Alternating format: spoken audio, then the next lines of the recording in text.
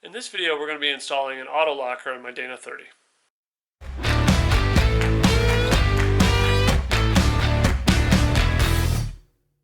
So we're going to be installing an auto locker or a lunchbox locker, however you want to call it.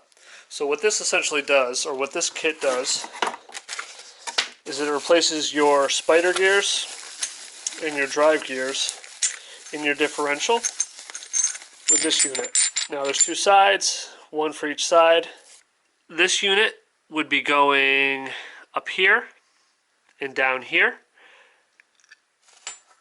and it eliminates these spider gears. So to start this, what we're going to do is get the truck up in the air, the Jeep up in the air.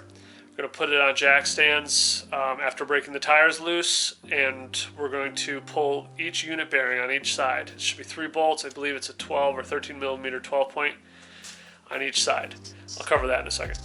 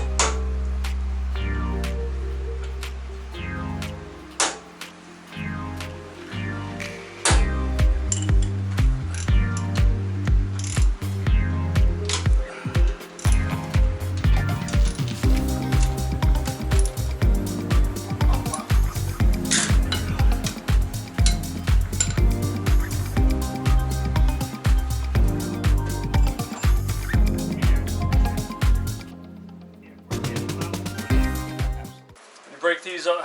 When you do the ring gear, you want to go in a crisscross pattern to make sure that it's level when you take off the bolts. So you crack them loose and then you back them off crisscross. Okay, shoot me. Okay. Shoot me. Hi, Scott. Alright.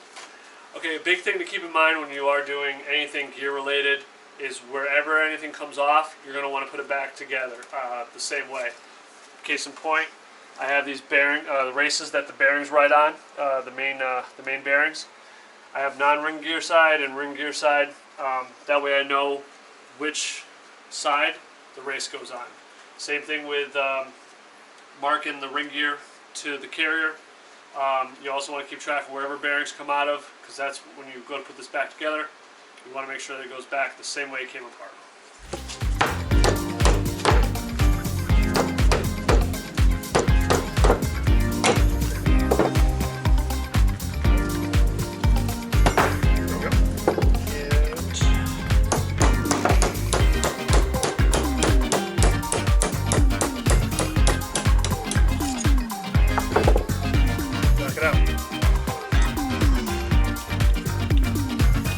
Take a little finesse here. There we go.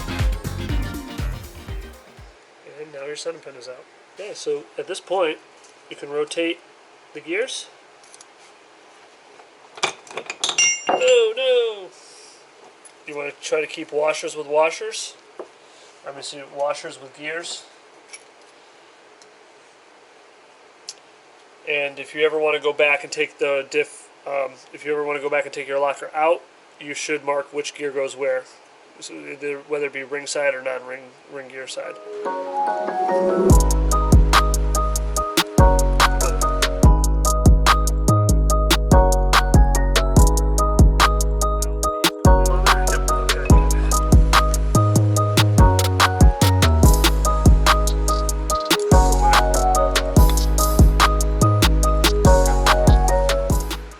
Kind of upset right now. Looks like I got to run out to the tool store, which Doesn't always sound that bad, but still, having to stop what I'm doing to go get a tool, there's nothing worse. Well, anyway, one thing you guys got to keep in mind is you need to spec out the distance between your center pin and your spacers. Now, I believe Lockrite says you need, more than 8 thousandths of a difference. It can't be more than 8 thousandths. So I'm going to go grab a feeler gauge, come back, and hopefully I can finish this out. So we went ahead, got the side, we'll call it the side gears from the diff, or the locker, put in. And we are supposed to have a spec of no greater than 20. No greater than 20. And no smaller than 5. So 20 won't fit, and 5 is going to be huge.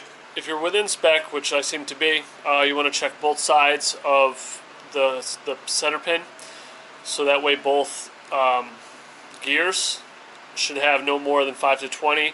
And then they said in the manual that you're not supposed to have more than a difference greater than 8 thousandths. So you got to do a little math there. So it looks like I have a difference of about 6 thousandths, so that's within the spec. So I'm going to go ahead and start installing these back in. Do the bottom first. Get that locked in place. Good. There we go. Now we're cooking with gas. All right. Okay, so I went ahead. I put 2 of the pins in the window right there. I'm going to go ahead and do the same thing on the other side, but I'm going to use grease to hold the pins up. A little bit of grease. Hold that sucker in there. So,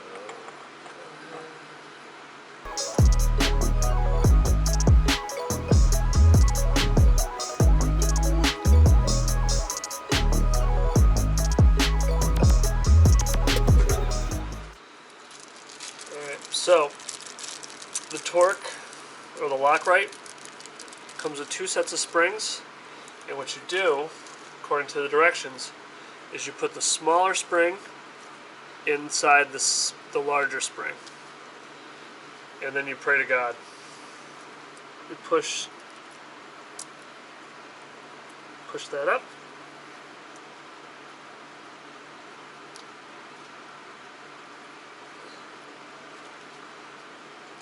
Put the spring into the galley there, and hopefully not shoot.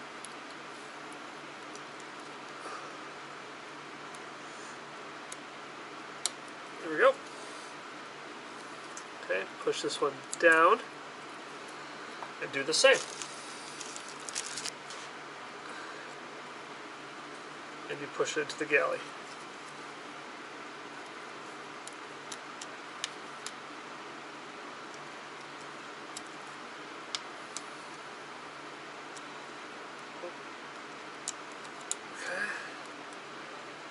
Sure it locks the seats, and you just do it on all 4.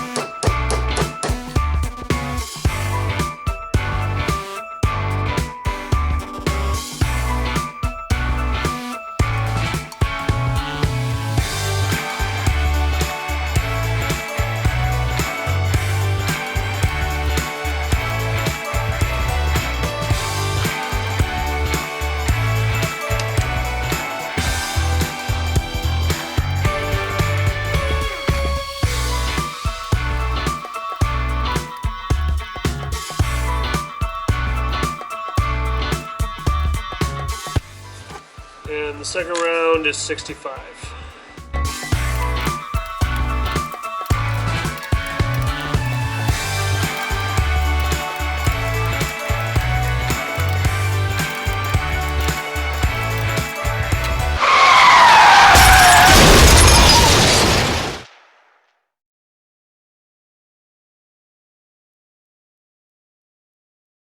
This is why you double check your work, folks. Wish I had. Now.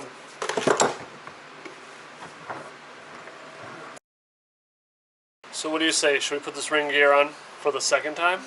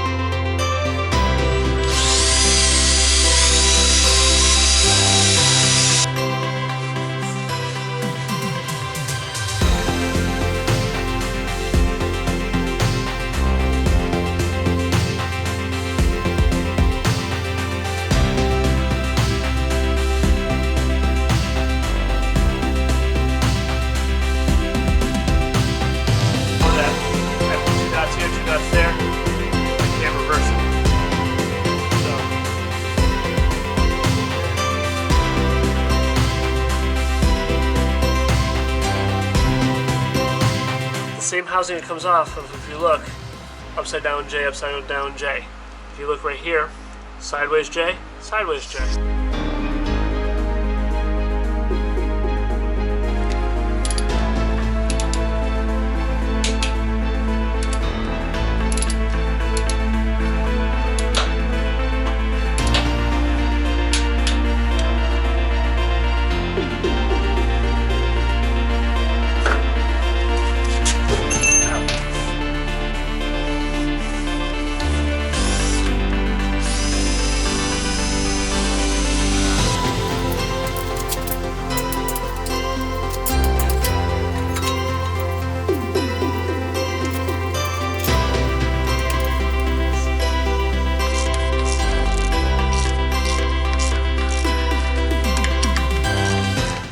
Gasket. Now I went with the lube locker. This is a dry gasket, no RTV needed.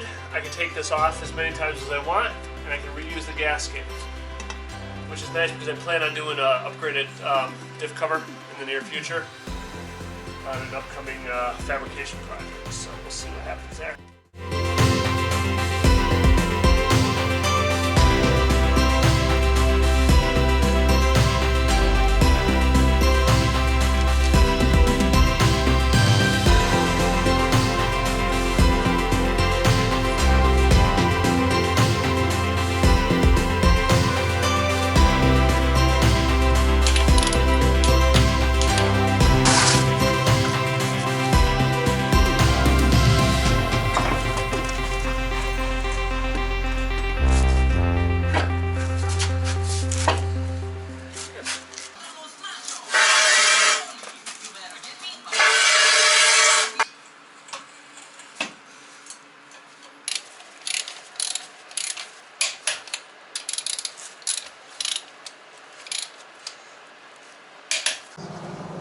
Alright, so now we're going to take the Jeep out for the first test drive. And this is going to be my first turn. So let's see what happens. Nothing. You know, overall I was expecting a lot more clanging and banging. Not really hearing it yet. I know that they said pretty much you won't hear it or see it unless you're in four-wheel drive. Which, I mean, unless it's really snowy on the roads. I don't ever really put this thing in four-wheel drive unless it's off-road. Alright, so we're on the highway. I was averaging about 60, 65. Everything feels normal, seems normal. Normal noise, normal steering activity. Steering, if anything, might be a little bit more sluggish. Needs a little bit more effort to kind of turn the wheel, especially at highway speeds. But you're talking about 1 or 2% more effort. I mean, it's really negligible, especially if I lock the sucker up on the trail. But we're heading out to a little dirt road right now to test it out a little bit further.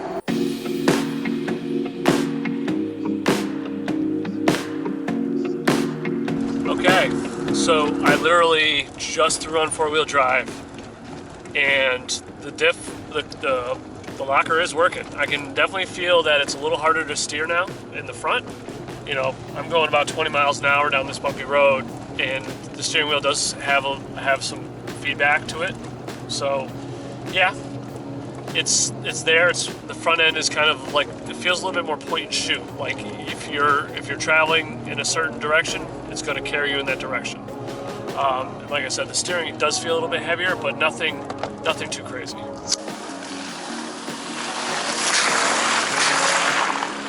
All right, so I know this wasn't rock crawling. It wasn't real true off-roading. This is kind of the closest thing I can do right now until at least I think next weekend. So first impressions of rocking a locker, lunchbox, automatic style locker, however you want to call it. So far, I like it. I mean, it really doesn't impact driving all that much. When you're two-wheel drive, you can barely notice it. I know some are more noisy than others. I read somewhere that the one that I got tends to be a little quieter than most. And I'm not by any means trashing Spartan or Aussie. I've heard great things about them. I know a lot of people who run them, and that's good. So definitely give it a shot. I'm just saying, for me, I had a good deal on this. It's a quiet locker. I haven't heard a bang clang. The only thing I can say that's a little bit different that maybe might throw some people off is the driving in four-wheel drive tends to be a little bit more difficult.